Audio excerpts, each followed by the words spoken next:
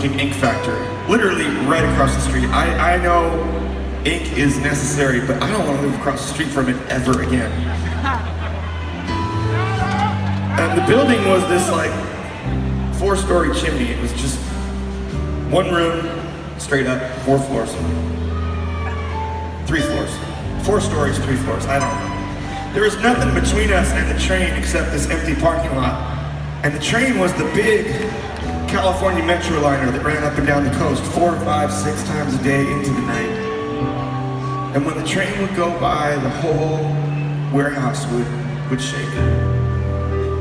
And when the whistle blew, it was this piercing loud sound. And when it faded, it was mournful. It was the best sound I ever heard, even in the middle of the night. I loved that sound.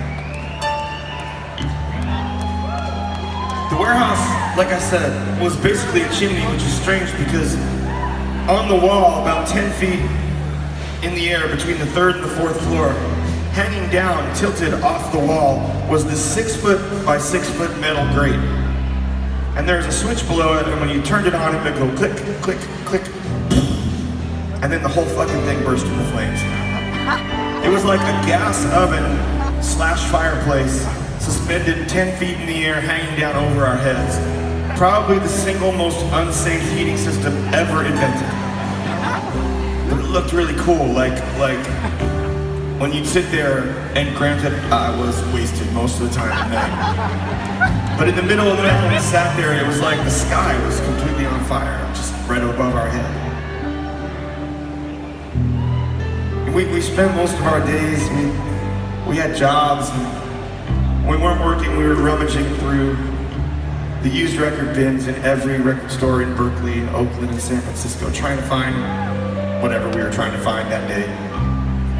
And we'd walk up to San Pablo, there was a 99-cent store, and we would buy these bashed-in boxes of macaroni, and she used these dented cans of Progresso and Campbell's soup. And we were doing all right. I mean, I was nervous, I was scared. I don't know how to grow up from a kid to be a grown-up and take care of myself, because they sure as shit weren't paying us to play music. And that was all we wanted to do. Which is the difference between our days and our nights, because those were our days. But at night, every night, and I mean every single night, we either went out to play music, we went out to rehearse to play music, or we went out to watch our friends play music. But the nights were filled with sound. In these shitty, little, tiny, rundown, greatest fucking clubs in the world, every night, filled with sound.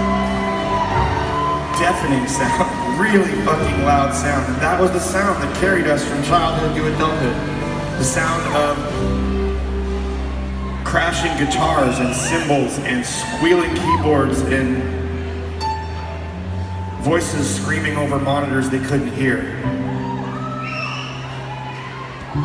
And that was all we needed and wanted, so every night we went out to do it again. Every night we stepped on pedals and we made the loudest sound we could possibly make. Just hoping that someone would notice that we were there. And then you did. And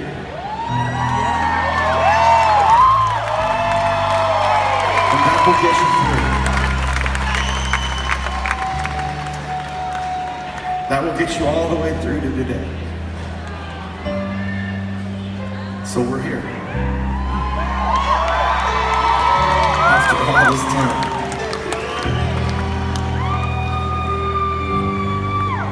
Now there's a girl on a car out in the parking lot. She says, hey man, come on, just take a shot. She says, can you see me? Can you see me? And can you see the walls tumbling down? Can you see the walls tumbling down? Well, I saw